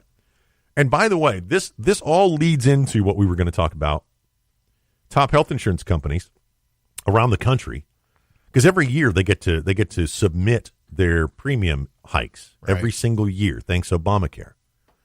Last year, we saw what, 30%, 35%. yeah, I think it was 30, somewhere around 34 and some change. Anybody want to guess what this year's increase is? Last year it went up a third, right? Guess what this year is? Anybody, Mr. Producer? 50. Yeah, I was Earl? going to say 50. Yep. Are you kidding me? Top health insurance companies in numerous states are looking for premium hikes again this year of 30% or higher. Affordable Care Act is laughable. Even the Democrats finally see that this is hurting the country. However, this is just me writing my notes. You created it. You wanted it. You voted for it. Now you own it. Good grief. Meanwhile, Republicans can't come together to find a way to repeal it. Idaho, the state of Idaho, is requesting a premium increase of 81%. Damn. 81%. If you're paying $1 in insurance coverage today, if approved, you will pay $1.81 next year. Dude, that's insane. I'm pissed at the liberals and I'm pissed at the Republicans. The Democrats wanted it. They jammed it down our throat, and now they don't want to own it. They're calling it Trump Care. Right. No. You don't get to do that. Right. No. Because he hasn't changed it yet, so there's no reason for him to be calling it This is still Trump. Obamacare. Yep. It is imploding. It was designed to fail. So what do the Democrats do? Remember what I told you a couple weeks ago? Probably not.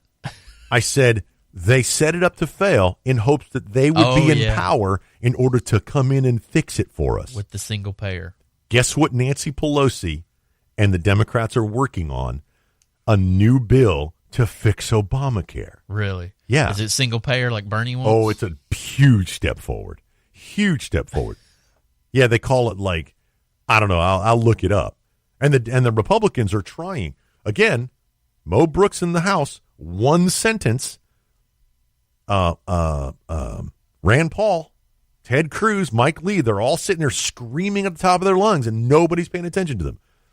I remember when because they're radicals. When Ted Cruz, we're the radicals too. Ted Cruz, during his 13-hour filibuster, which was great. I had somebody come to me because, I'm the end-all, be-all political analyst, right? And say, who does he think he is? Who does he think he is to filibuster on the floor of the Senate? Oh, my God. And I said, the duly elected senator representative of the state of Texas. Yep, doing what he was supposed doing to exactly what the people sent him there to do. Who does he think he is? The senator from the state of Texas doing exactly what, that's who he thinks he is. Now, if all of the other states had representatives that did what their constituents want, we'd get change. Oh, would we ever? Yeah, be would nice. we ever? And that's why we gave the Republicans the House. That's why we gave the Republicans the Senate. And that's why we gave the Republicans the White House. And they can't do anything with it. Yep. And it's frustrating. What do they need now? Mars? Yeah, we'll give you Mars. Are you going to be able to do anything with it? They just want to make sure they're going to get reelected. That's all they care about. Oh, it's horrible. They don't give a damn about none of us. So our friends listening in Idaho. 81%. 81% rate hike in your insurance next year. Congratulations. And that's Idaho. the insurance companies asking for it. It's not yes. like, wow, it's not Medicaid or insurance like companies within the state, because you still can't buy insurance across state lines. Right. You have to buy, like I looked up Blue Cross Blue Shield. It had to be Blue Cross Blue Shield of Alabama. I can't go to, say, Tennessee and buy an insurance policy. So how does it work with like Publix? They're headquartered in Florida, and they give all of their people Blue Cross and Blue Shield of Florida. Yep. So that's which is the better health care. Yeah, Walmart's the same way. But it's in state. Right. Like the people that work in Publix in Alabama get Blue Cross Blue Shield of Alabama. Huh. Because you have to go in your network, and your network isn't Florida. Your network is Alabama. Right? Right. Wow. Yeah, so that's how it's all works. Now, what we need to do is scrap the entire thing and start over. And that doesn't mean we vote on a Friday and Monday you have no insurance. It means we vote on a Friday, right? And 2 to 3 years later, we have a new system in place. A better system. A better system. A system that actually works. A patient-centered system that doesn't count on young people paying for old, sick people. Right. A system where I get to choose my doctor. A system where maybe I actually might save $2,500 a year on my own. Thanks, Obama, for that lie. A system that's centered on patients and doctors, not insurance companies and claims. And where you could at least, shop it around, too, where you could go over state lines. A system where I can buy policies within the United States, not state by state. Yeah. A system where I get to choose my health insurance level. Whether it's not some mandatory thing that the government dictates, like, hey, everybody in this room right now needs maternity care. I'm pretty close to say that 2.9 of us are not going to have a child someday. Are you so stupid, man? What do you mean 2.9? I have to clarify on that. Well, I mean, there is a chance that one of us could turn into a woman and have a child. I mean, it's been done now. Oh, because see, you got me confused. You got me confused because you guys already have children, so I was like, like what? I've never had a child. Well, your my wife has. Your wife has. Yeah, but we're men. We're men, so we need maternity care. That's what Obamacare says. I see. Yeah. Because they do it. Wise, they right? do it in Europe. Nah. They do it in Europe. There's a minimum level of care that we're supposed to have. Minimum level of care. So that, and I've made a list of all of the things. It's real simple. Let me talk to my doctor. Let me choose my doctor. Let us negotiate. Let's talk to the insurance companies. Yeah. Let's get these minimum things out of the way. Let's get these costs out of the way. Let's lower all of the devices, the drugs. It doesn't cost all this $100 million a pill. Right. It's mostly filler anyway. Let's be honest. We need to return to the days of when I'm sick, I call a doctor, and I pay the doctor. Yep. We'll be right back. It's Earl and George. When we come back, we're going to talk about ABC News. Did you know the president met with a hate group this week? Oh, my gosh. We'll tell you all about it when we come back.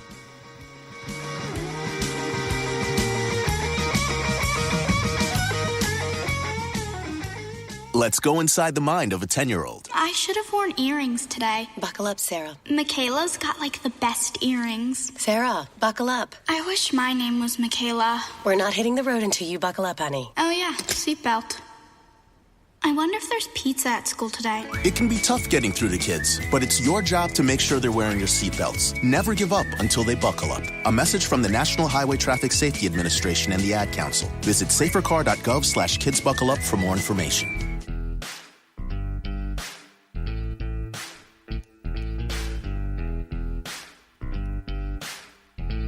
My name's George. And I'm Earl.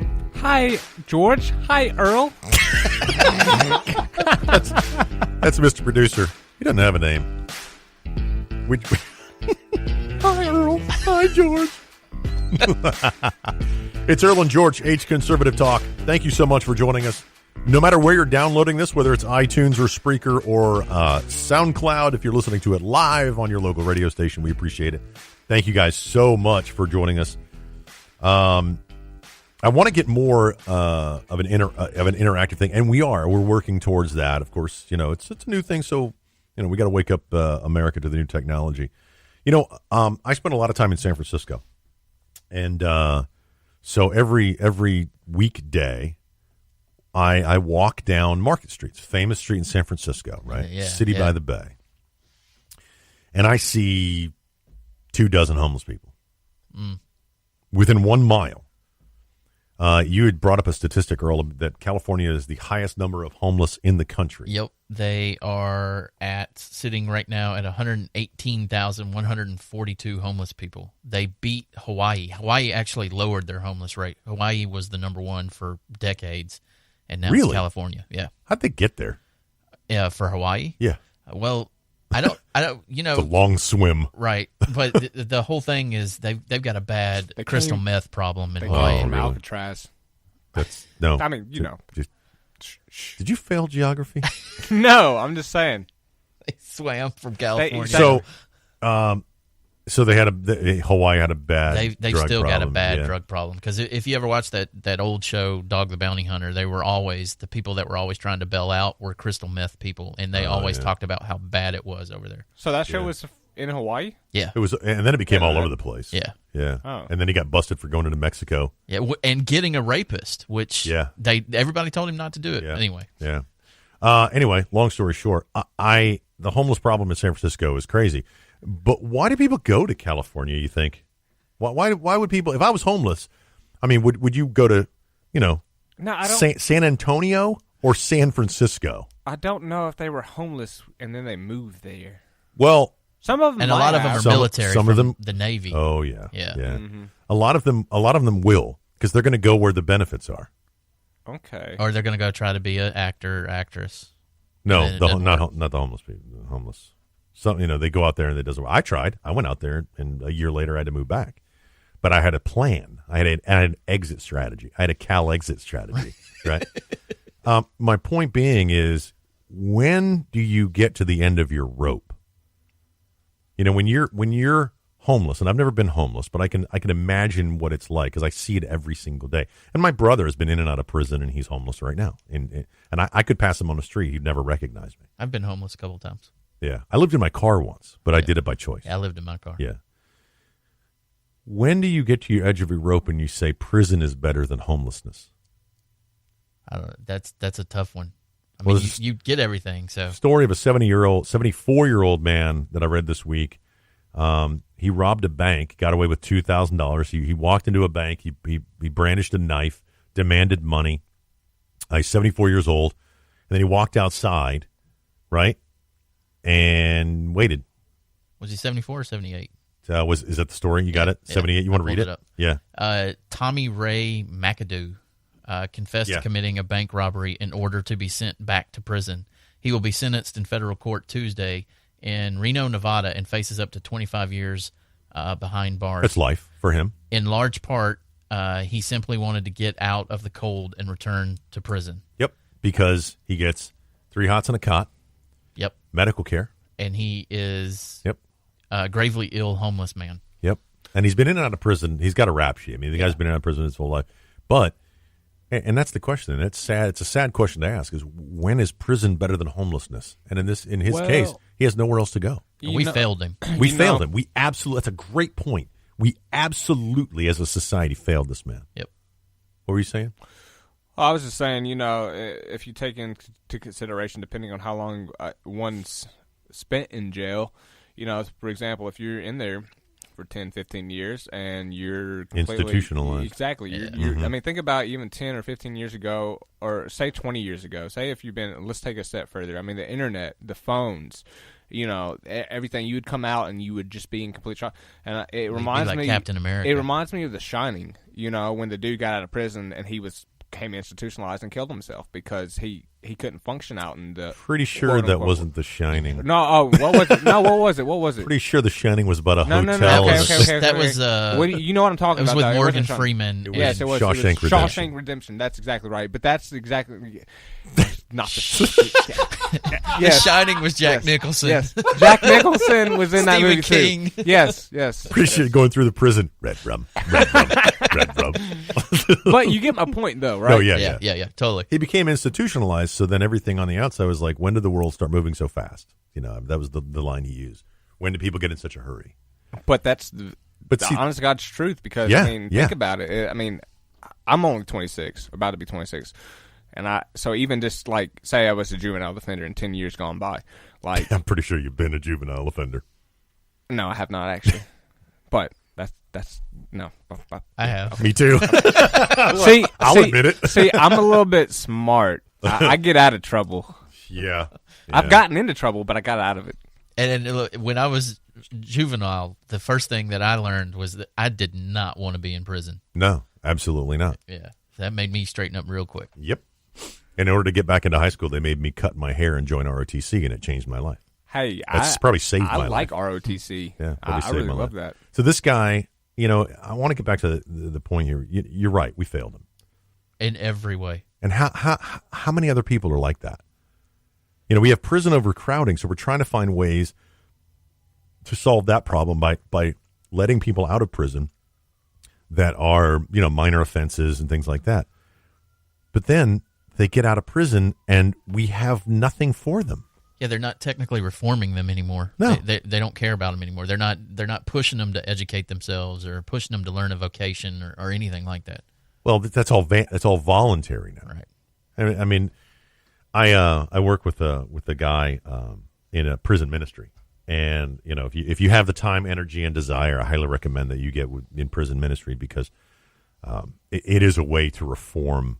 And I do it because maybe in some sort of way, if I can save one person, if I can help one person, then I helped my brother. Right. What's the chain reaction? If you help one person, you might help 10 or 15 I sure hope people. So. I sure hope so. So, I mean, it's just one of those things. When I read that story, I was like, my goodness. It's just, man. It is an alarming one. Okay, so we're going to move on from that one. President Trump met with a hate group this past week. Wasn't ABC, it like Al-Qaeda or something? ABC News. Well, no, that would be McCain. According to ABC News, President Trump met with a hate group. Now, of course, red flags went up for me because I wanted to know who in the heck the president was meeting with. Right. Turns out he was meeting with the Alliance Defending Freedom, the name of the group. I did some research on the Alliance Defending Freedom. According to their literature, the Alliance Defending Freedom is a Christian nonprofit group that seeks to, quote, defend religious freedom, sanctity of life, and marriage and family, end quote. So they're a hate group because they're Christian. ABC News is now the enemy. Yep. If you watch any of that, is that where it came from? Yeah, the article. Yeah. ABC News. Oh, they reported on TV. Really? Not just an article. Yeah, it was on TV. Wow. If you consume that nonsense, you are feeding the wrong wolf, man. They are filling you with everything they can. A lot of people watch them too.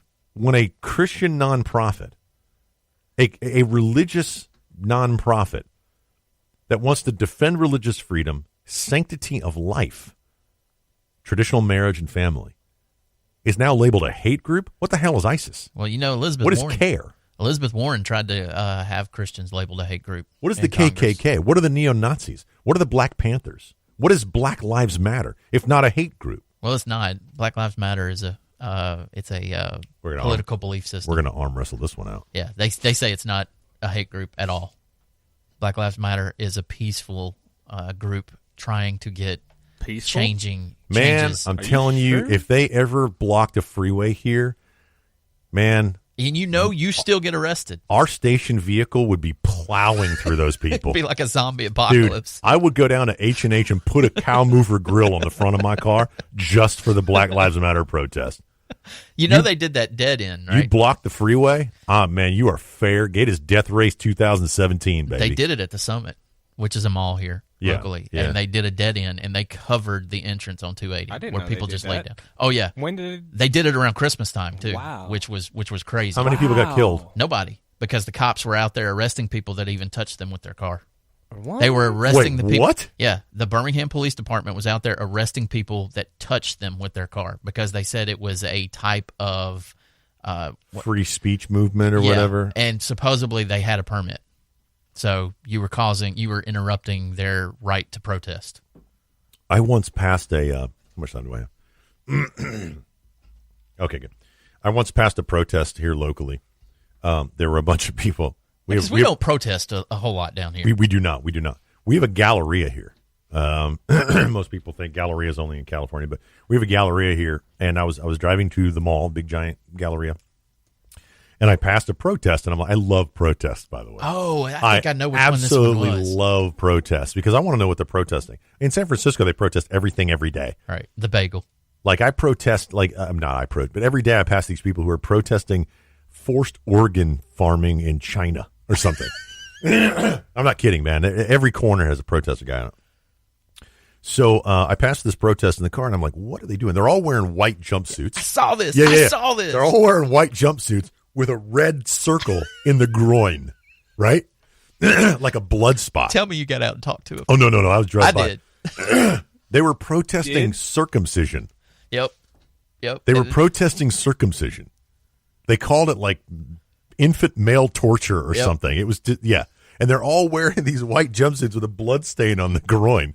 And I'm like, okay, first of all, they had to have a meeting, and they thought that up. And then they were like, let's all wear white jumpsuits with blood stains on our groins. Let's make signs, and let's all go on the same day. Can you imagine them meeting at somebody's house like, okay, guys, welcome to the movement against something that not only is a covenant with God in the Bible, but also has been going on for thousands and thousands of years because we don't like it. We're going to protest circumcision. Well, when I got out and talked to one of the guys, he was standing right there on the corner of 31 and the road's Lorna. irrelevant. Nobody knows where the road is. But he, I was talking to him and I said, "Why are you protesting this?" And he said, "Because the circumcision has been found to not be healthy for men. It's healthier for them to keep their foreskin than it is to be circumcised." See, and the evidence says that if you're circumcised, you have less chance of getting colon cancer? Yep. Yeah, and you have your. Why do we talk about this on the radio? This is a little strange. Welcome to Earl and George, everybody. You're also at lower risk for several STDs. Okay, so. we got a couple more minutes. We got to move on here. Okay, but that was interesting. So let's see. We're going to skip the Muslims in Alabama because we've only got a couple minutes. We're going to talk about real quick. I want to talk about because I said at the top of the show, if you're looking for a job. We have three stories. We've got it. We're going to talk about the job, but Hearing Protection Act of 2017. It's been proposed, the Hearing Protection Act of 2017. It's going to the president's desk to be signed. It will be law. Hopefully, it will be law. What do you think the Hearing Protection Act of 2017 does, Earl? Protects your hearing to some degree, I would hope. That's kind of obvious. Mr. Producer, what do you think the Hearing Protection Act of 2017? I've been waiting for this for a long time. I'm a huge advocate of this, by the way. I've been waiting for this law for a long time. Is hearing an acronym? No, it's the Hearing Protection Act 2017. Go ahead. We all must wear those little, ear protection, like the little... It removes the $200 transfer tax on the sale of suppressors. Oh, seriously? Yep. Okay. Yep. So now, once it goes into law, that you don't have to pay the transfer tax to go buy a silencer for your pistol. Wow. Dude. The Hearing Protection Act of 2017. Is it getting traction? Oh, yeah. It's about to be signed into law. Dude. Yeah. Excellent. Yep. Absolutely the way to go. I totally missed that one. Yeah. Look it up. Hearing Protection Act 2017. God, man, I had so much stuff talking about. The rise. Okay. We only got about 5 more minutes. So if you're looking for a job, we'll move on to that. If you're looking for a job, the University of Wisconsin-Madison has a job opening for you. If you meet these qualifications. Right? Aren't you looking for a job, Mr. Producer? Because we pay you pennies on the dollar. You pay me peanuts. We pay you peanuts. Sometimes oysters. Yeah. We pay you nothing. 47 grand. Would you take a job at University of Wisconsin-Madison for 47 grand? Depends on what the job was. There you go. Well, let's see if you meet the qualifications. Successful candidate. By the way, I did not get this from another news source. I went directly to the University of Wisconsin-Madison website and got this information. Wow. Successful candidates will have experience working in student organizing and activism around LGBT issues, multiculturalism, and social justice. Successful candidates will have experience working and applied knowledge of specific issues and experiences of LGBTQ students of color and their allies. Who are their allies? You will have the ability to articulate the spectrum of experience of gender identity, gender expression, and sexual orientation through the critical lens of race and or ethnicity and vice versa. That's a quote. Vice versa. Wow. I like how it says race and or ethnicity or race is basically what they just said. And you have a record of commitment to eradicating oppression on the bias of gender, race, ethnicity, sexual orientation, or other marginalized and underrepresented groups. For some reason, I feel like in about 5 or 10 years, there's going to be a cartoon about this. Yes, there is a cartoon about what if this you're already. A white man who happens to be gay and a Republican? Can't do it. Oh, you can. They're called log cabin Republicans. Right. Yeah, they're fine. I don't have a problem. If you want to be gay, go be gay. No, I'm saying that for these people, because that's who they're talking about. They're talking about straight men, straight white men. No, what they're talking... we've become the enemy. What they're talking about is they would like a dreamer who was an illegal immigrant, dreamer, Muslim, black, quadriplegic, gay man who is now a trans woman. Yep. That's what they want. By the way, those aren't the qualifications. We just, we added them in. And when did they add so many more letters to the LGB? I don't know, TQ, sometimes Z, Y, whatever. Yeah. So, as a public service of Earl and George, if you're looking for a job, you're welcome. So you can go get that one. And what university was it again? University of Wisconsin-Madison. Oh wow, you got to move to Wisconsin, become a cheesehead. No, absolutely not. Now, to end the show on a good note. Yeah, because we depressed y'all last time. Yeah, that's right. To end the show on a good note, we got this story. There is hope for humanity, ladies and gentlemen. There is hope for humanity. An elderly woman in Texas had a warrant out for her arrest. Yep. 75-year-old Jerry Suttle, 75-year-old, was issued with a notice to appear in front of a judge. She was unaware of the law. She was also unaware that she received the notice in the mail, so right. She had failure to appear. And they issued a warrant for her arrest. What was her crime? I already know, so. Yeah. What was her crime, do you think? 75-year-old Jerry Suttle's crime. Lost her dentures. She did something like Mike Tyson and bit somebody's ear off with her dentures. Texas state law says that your grass must be under 18 inches tall. Her grass did not meet the law. This is an actual law? This is the same thing in Alabama. Yeah, really? This ordinance is pretty much everywhere. I didn't know that. Same ordinance, yep. This is a state law. They claim to keep it snakes down or here whatever. Here it's a city law, right. but here it's a city ordinance, but in Texas state weird. law. Woman also states she never received a letter regarding a court date with the judge. Unfortunately, her failure to appear resulted in a warrant. Therefore, here's the hope in humanity. A local group of young boys heard about the woman's arrest warrant and immediately jumped into action. The group of kids never met the woman. They scaled her fence. They jumped her fence and started mowing her lawn. The effort to trim down the elderly woman's giant overgrown field was so much more than mowing a lawn. It was about keeping her out of jail and being kind and generous in a community. As soon as the kids began the task of mowing the lawn, their neighbors began to take notice of their Good Samaritan ways. It was 90 degrees outside, and the young boys were using normal mowers to mow down a large area of grass over 18 inches tall. Yeah, these kids look like they're between maybe 8 and 12 tops. Yeah. Yep. Just 2 hours later, the entire field was mowed. Thank you to the entire community who came out to help Jerry Suttle. Excellent. Now, what that means is there is still hope for humanity. We want to thank you guys. Take that with you. That exemplifies my motto. My motto is go do something nice for someone you don't know. That's it. If you can do that every day, you'll change the world. Go mow somebody's grass. Go pick up the newspapers. Go do something in your community that changes the world a little bit every day. Just be sure to let us know so we can talk about it next week on Earl and George. Have a great weekend, everybody. We'll catch you next weekend right here, same place, same time. It's Earl and George. Go spam our Facebook page and check out the website. Y'all have a great weekend. Love you, Mama. Have a good one.